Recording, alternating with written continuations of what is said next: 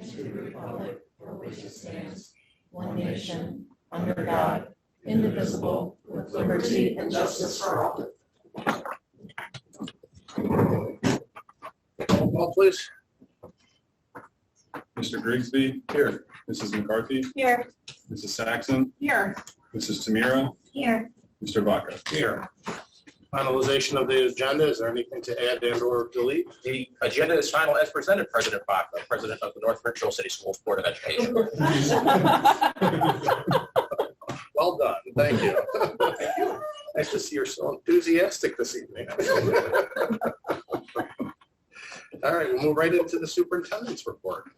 Okay, so it is the month of April, which is typically when we begin looking at open enrollment for next school year. So board policy requires the board to decide at what grade levels or programs that open enrollment might be available for. So typically we spend April talking a little bit about where we are currently.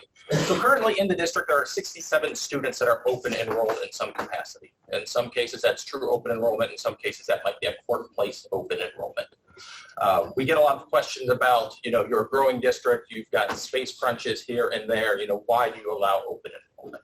And that's one of the things that we look at every year is where these students happen to fall. So when we look at our 67 students, 29 of those students are at Ranger High-Tech Academy, which is a place that we have the enrollment to accept our students. Of those 29, 15 of those students are actually original enrollees from when the building opened. So almost half of those students have been with us for 4 to 5 years. And a majority of our 67 students have been with us for multiple school years. So when we really look at our average, if we take out that high tech, you're really looking at about 3 students per grade level that are actually open enrolled when you look K through 12, which is not a significant number. We look at our high school, we've got about 15 students there because that is one of the spaces that we know we have a space crunch. Of those 15 students, 8 of those are seniors. And we have always been of the mindset that if you're to your senior year, you should be able to finish with your class. So realistically at the high school, yes, we've got some space issues, but we're going to have about 7 students remaining there, next year as part of an open enrollment program. The other space that we're usually crunch is at Liberty. There's a grand total of 7 students there that are open enrolled amongst first and second grade. So even if we didn't have those students with us, you're looking at changing a class size by less than half of a student on average across the board. So our recommendation would be to continue accepting the applications, to continue going through the applications, and if space permits, to allow the limited open enrollment to continue. That will be something at the end of April, our window closes. Mrs. Vance and myself will then sit down and look through those to find out where we might have space. So we are in the world of open enrollment. I'd be happy to answer any questions you can have. Let's talk a little bit about funding with open enrollment students and what comes with them. Yeah, absolutely. So, and Mr. Bassini and I spoke about this a little bit earlier today. They have made the change to the funding system. So prior to the change to our new system, each student came with just over $6,000 attached to them when they came into the district. So what they have done on the new formula is they took our 2020 numbers and have basically given that amount of money as the foundation payment to the district. So if new students were to come, they wouldn't necessarily bring new money. But on the flip side, if we were to have fewer number of students come, that's still part of our foundation. So it's no longer changing in that regard. So we know what we're going to have year to year pretty consistently. Right. They incorporated it into the formula. We would have to, because we're a guaranteed district, it really doesn't matter. We would have to bring in like a significant number of students to then come off of the guarantee. So it would actually be to our benefit. If there's a 10% threshold, like if we started accepting a lesser amount by 10%, and I could get the exact figures of how many students that would be, our funding is not affected whatsoever as long as you're within that 10%. But once you go below that, then you start getting penalized and you would lose funding. Thank you. Do we know how many of our students open enroll elsewhere? I can pull that number for you. I don't have it available to me at the second. I think it's around 70. Yeah, I feel the same. I feel like our numbers coming in and going out are about the same. Okay. So. All right. Thank you. Yeah, it is pretty cool. And is the situation the same for our outgoing students that it's paid through their foundations as well? That's correct. And what if we have a student that has special needs? Who's on the hook for that additional funding in the event that they were to open enroll here and have needs beyond your traditional peer-to-peer education? But then the district would become responsible for providing that. So the home district, the community they live in, is not responsible for that difference in funding? We do excess costs. Well, we get some of it back through excess cost reporting, but not all of it. Okay, so that's still pretty traditional. It is, and as a result of our caseloads being what they are, it's very difficult for us to accept a new open enrollment on an IEP. And that's why I was asking, because I Yeah. know we're. Yeah. So we do look at, Staff. yeah. The district would have, the power to make that decision on what everything looks like currently Mhm. with our in-district students.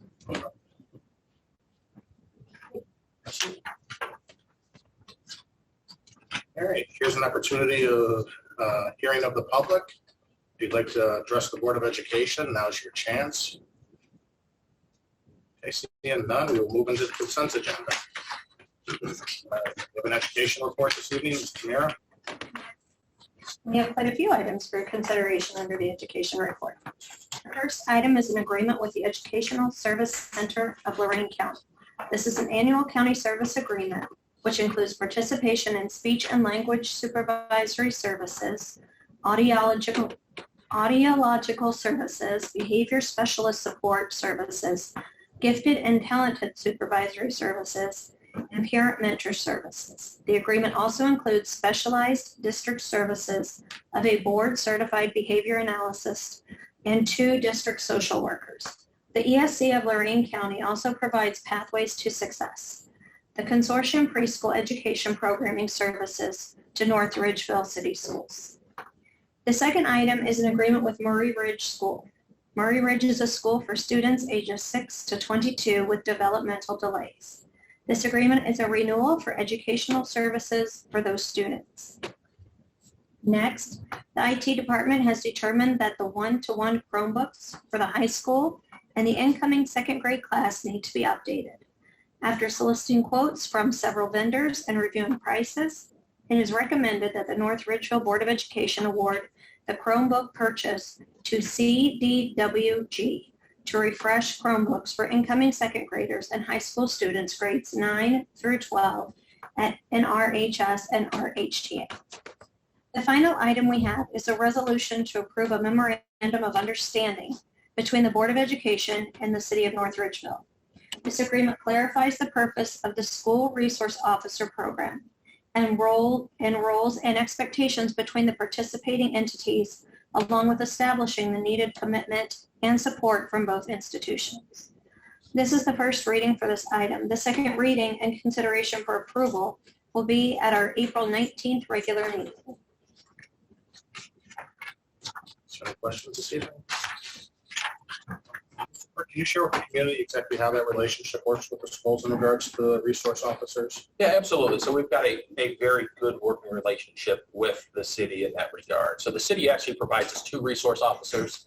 One is housed out of the academic center here. The other resource officer is housed out of North Ridgeville High School, which are our 2 biggest buildings. And then it's a shared cost agreement to where the district pays half of the salaries and the city of North Ridgeville department picks up the other half.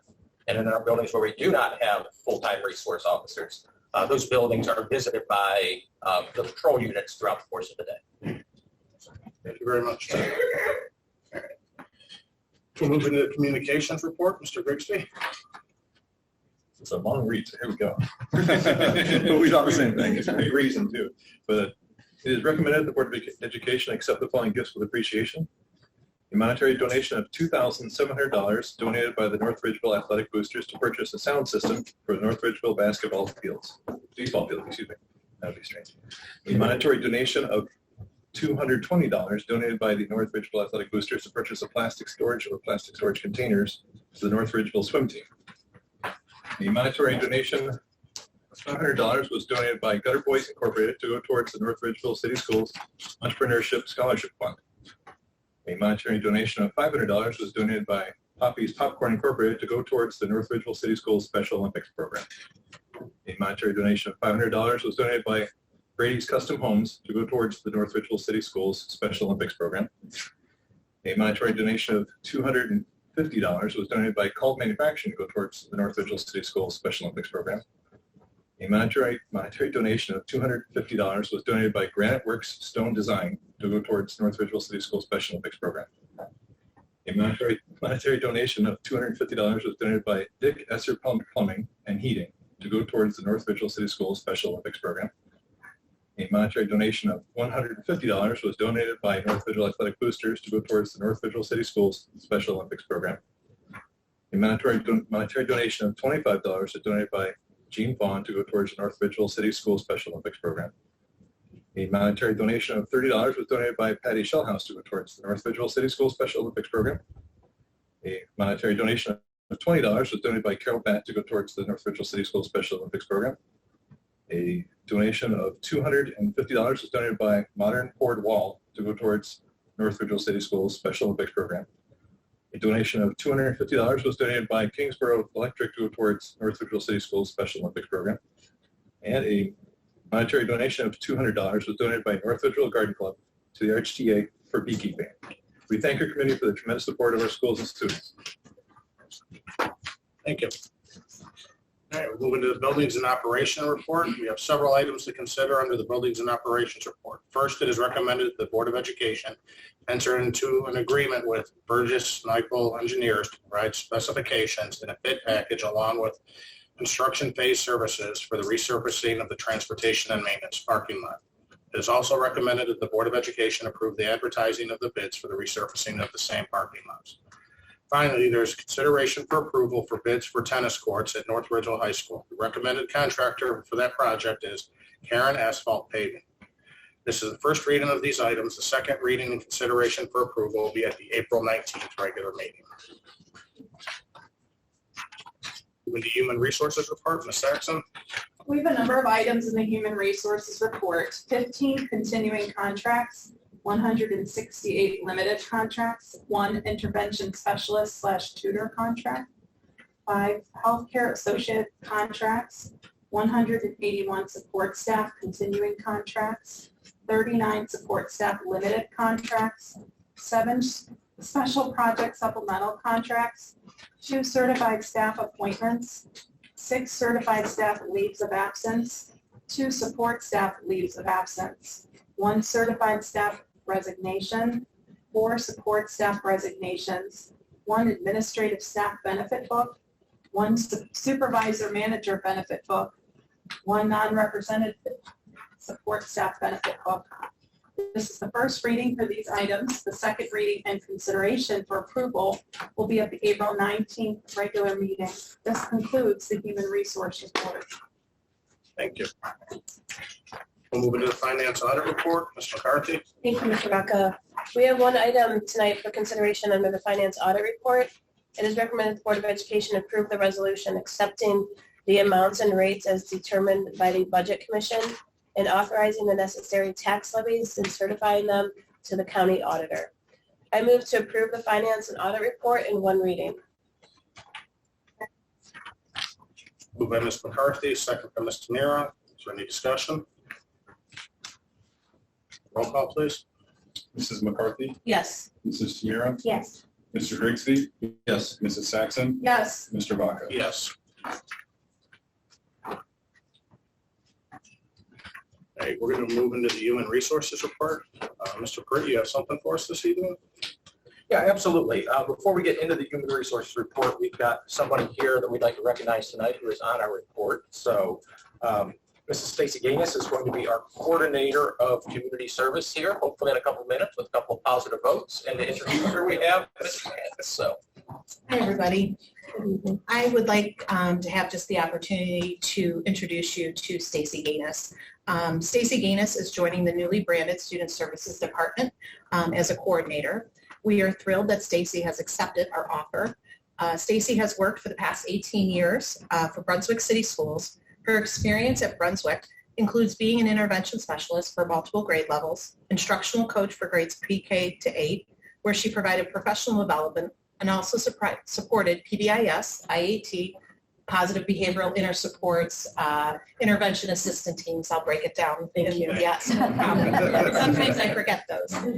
And support for all students. Most recently, Stacy has been the special education coordinator for preschool and also responsible for supporting PBIS district-wide in Brunswick. When I asked Stacy what she is looking forward to most about joining NRCS, she commented on the ability to collaborate within the department and also bringing her knowledge and experiences to assist North Ridgeville City Schools with achieving our goals.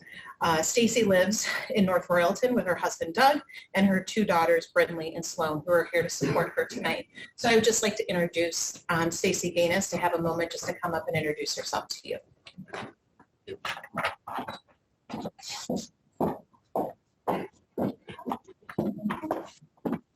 I'm Stacy. Thank you guys for having me here and hoping for your approval tonight. North Ridgeville is an amazing district. Just in some of my conversations with Annie and Jackie, I would be absolutely honored and thrilled to be part of your team. And I really just would look forward to spreading the positivity in the Ranger Strong movement and being a part of the team and collaborating. Thank you. Thank you. Thank you.